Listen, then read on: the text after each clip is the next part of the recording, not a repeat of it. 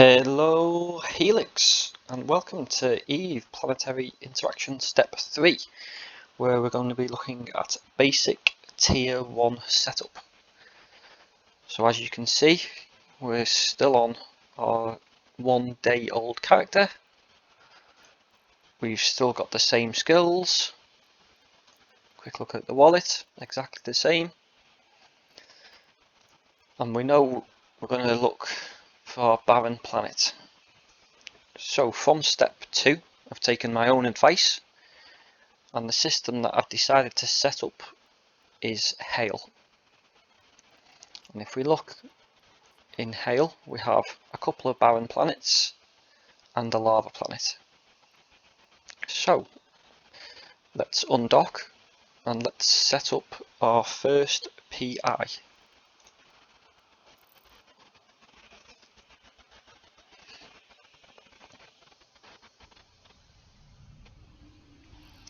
So I'm going to use hail 6. We'll just double check our tax.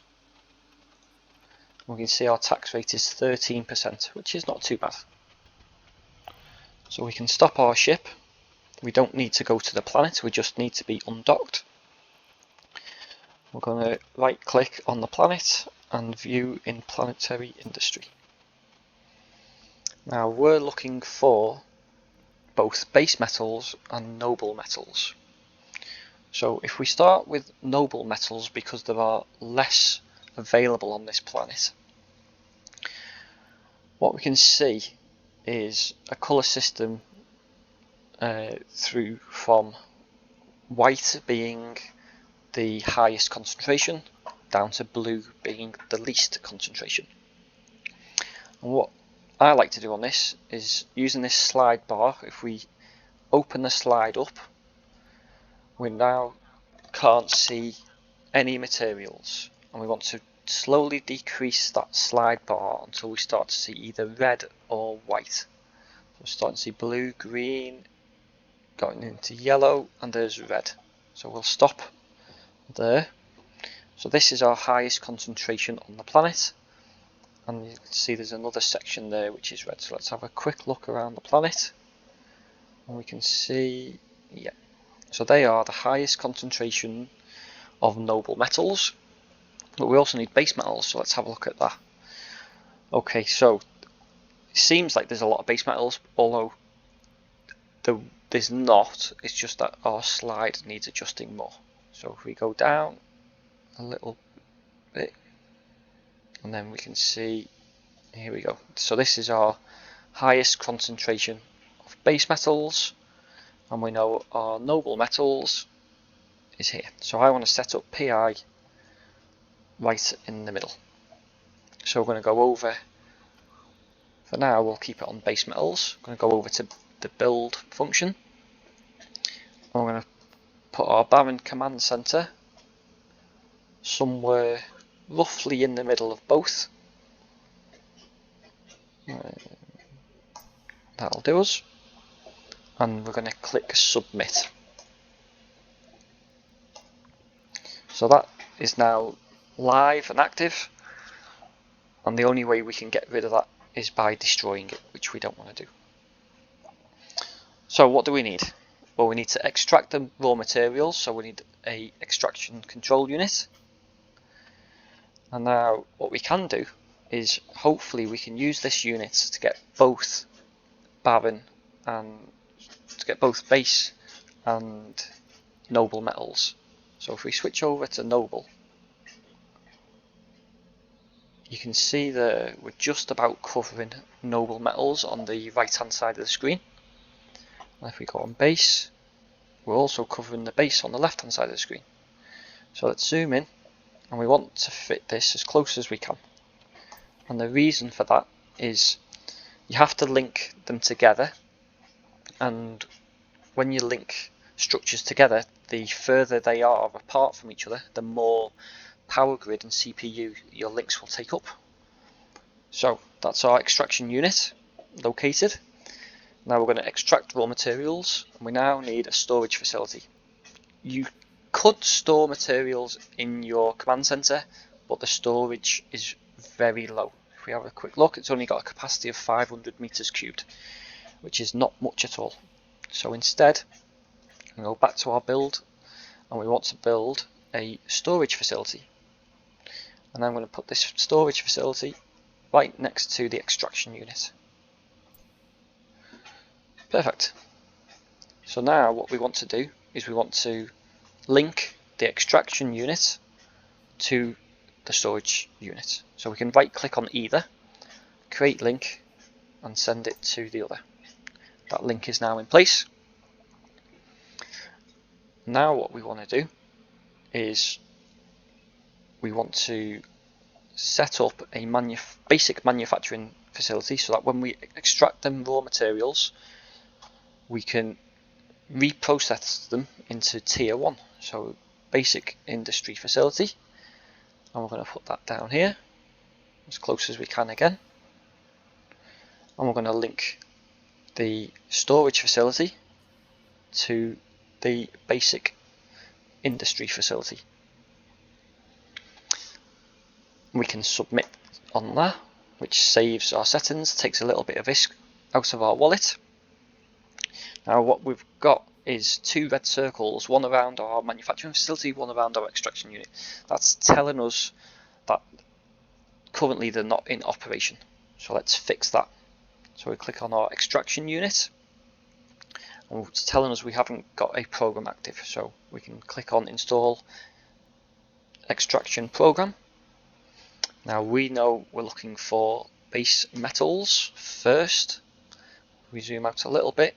So what we can do is we can, on the left hand side here, we can install extraction heads, but they're going to take up power and CPU. So we need to be careful we don't overload our system. So if we have one, look over here on the left hand side of the screen, the white line, if you can see that, is where our current system is, and then anything above the white line is anything that's not been saved. So this installation of this extraction unit, which we can move over here, as you can see, it doesn't matter where we place this system, it's not changing our power grid or CPU, but we can have more than one. So let's go for 2. We can still have more than 2. Let's go for 3, and a 4th probably won't be allowed. No, so 3 is our maximum currently. So let's roughly move these over here, and then what we want to look at is, first of all, let's submit. So that's saved. Now we want to look at how much we can manufacture at one time. So we can see here that with our manufacturing cycle, we're going to go for reactive metals, which come from base metals. So if we install that system, the input is 3000 units, and it's got a cycle time of 30 minutes. So every hour we need 6000 units. So if we come back to our extraction unit, which we still haven't installed the program yet, we want our base metals, we want to adjust our time, the program duration, so that the average per hour is at least 6000 units. Now the lower it is, the more you're going to have to come into your PI system and make adjustments, but the benefit of that is you will get more output. I don't want to be adjusting this every hour, so let's change this to say 4 days. So 4 days gives us an average per hour of 3,300. Now we already know we need 6,000. However, the heads are overlapping each other here, so if we adjust these heads so that they aren't overlapping, we've gone up to 4,000 average per hour. So we can now decrease our time or duration until we hit 6,000, which for us is looking like roughly 2 days. So there's 2 days is 5,700. If we adjust our nodes, try and get them in the sweet spot, which we can go to our scan, we can change our resolution, and there's our sweet spot there in the middle. And we're now getting just shy of 6,000 an hour, but we'll take that. So we'll start extraction, and it's telling us that we've not routed, so we're extracting materials, but currently we're not sending them anywhere.